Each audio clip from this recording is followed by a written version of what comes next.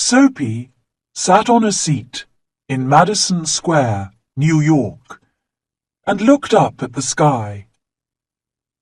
A dead leaf fell onto his arm.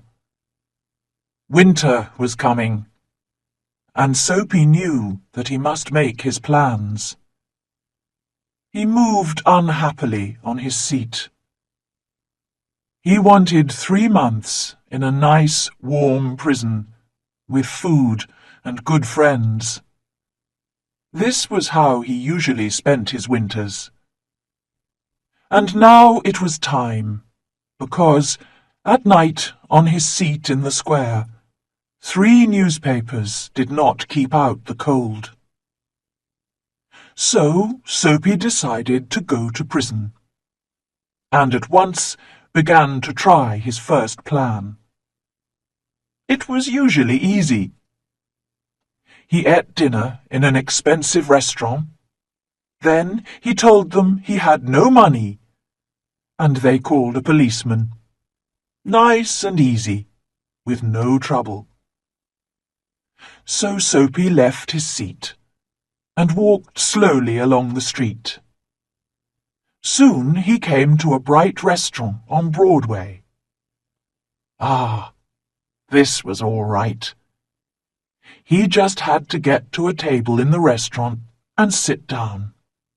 That was all, because when he sat down, people could only see his coat and his shirt, which were not very old. Nobody could see his trousers. He thought about the meal. Not too expensive, but good. But when Soapy went into the restaurant, the waiter saw Soapy's dirty old trousers and terrible shoes. Strong hands turned him round and helped him out into the street again. So now he had to think of something different. Soapy walked away from Broadway, and soon he found himself on 6th Avenue. He stopped in front of a shop window and looked at it. It was nice and bright, and everybody in the street could see him. Slowly and carefully, he picked up a stone and threw it at the window. The glass broke with a loud noise. People ran round the corner, and Soapy was happy, because the man in front was a policeman. Soapy did not move. He stood there with his hands in his pockets, and he smiled. "I'll soon be in prison now," he thought. The policeman came up to Soapy. "Who did that?" he asked. "Perhaps I did," Soapy replied. But the policeman knew that people who break windows do not stop to talk to policemen. They run away.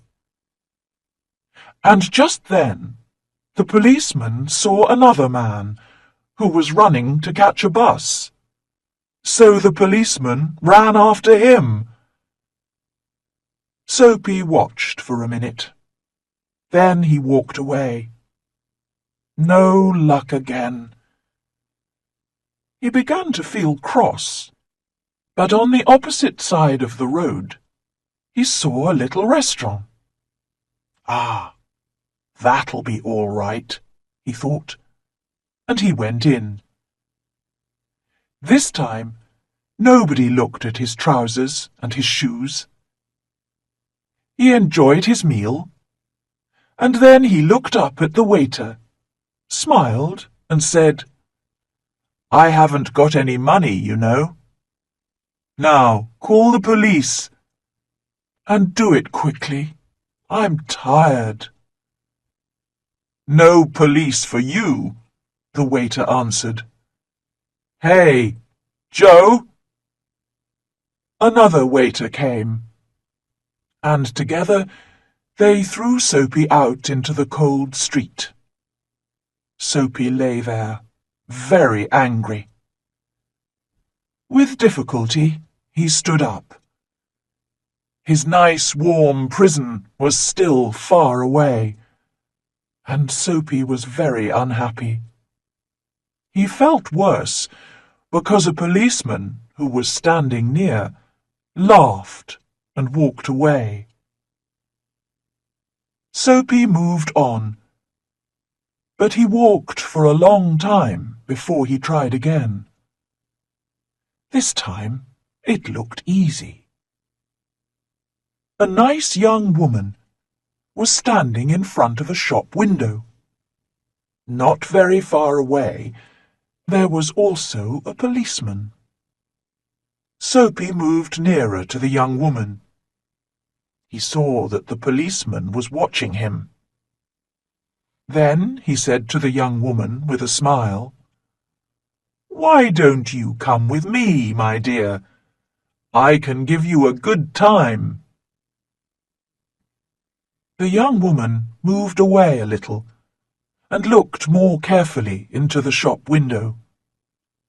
Soapy looked at the policeman. Yes, he was still watching.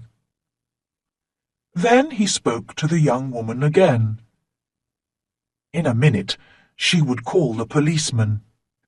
Soapy could almost see the prison doors. Suddenly, the young woman took hold of his arm. "Okay," she said happily. "If you buy me a drink, let's go before that policeman sees us."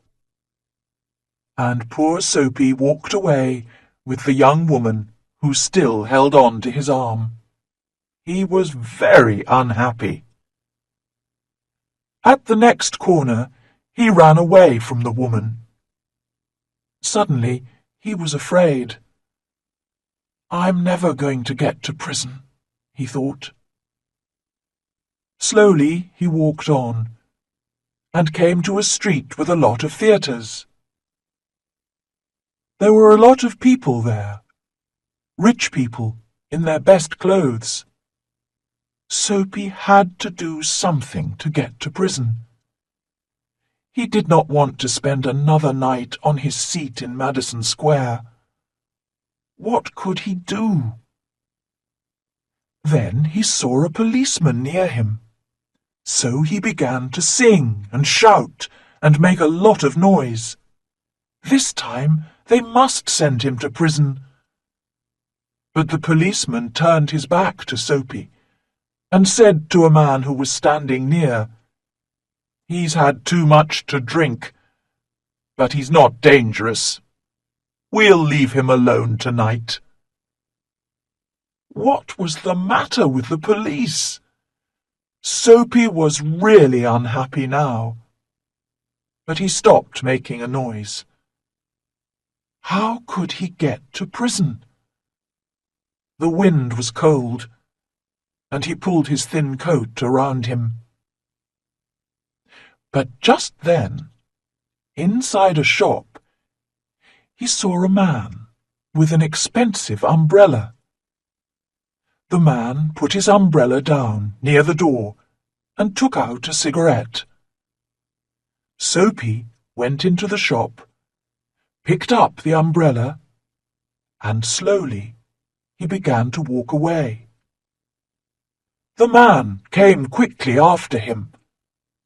"That's my umbrella," he said. "Oh, is it?" Soapy replied. "Then why don't you call a policeman?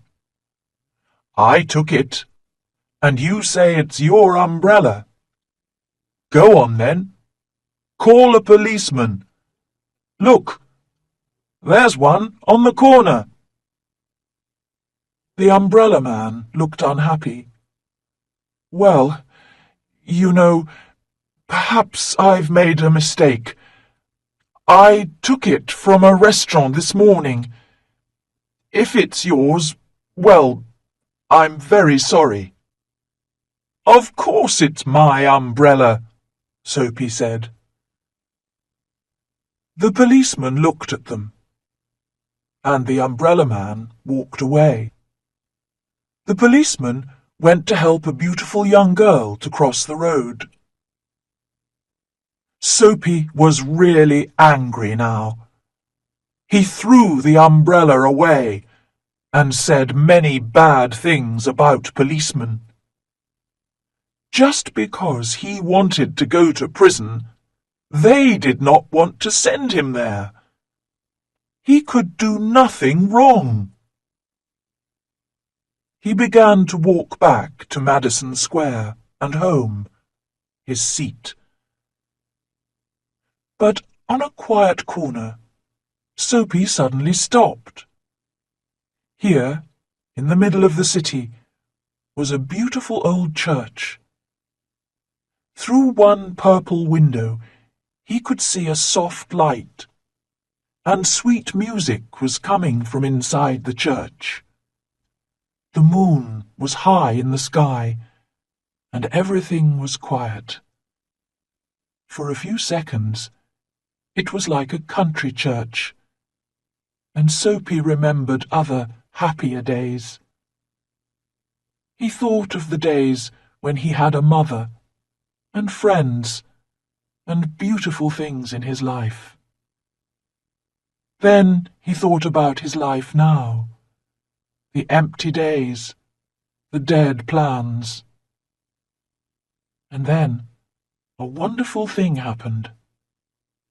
Soapy decided to change his life and be a new man. Tomorrow, he said to himself, I'll go into town and find work. My life will be good again. I'll be somebody important. Everything will be different. Soapy felt a hand on his arm. He jumped and looked round quickly into the face of a policeman. "What are you doing here?" asked the policeman.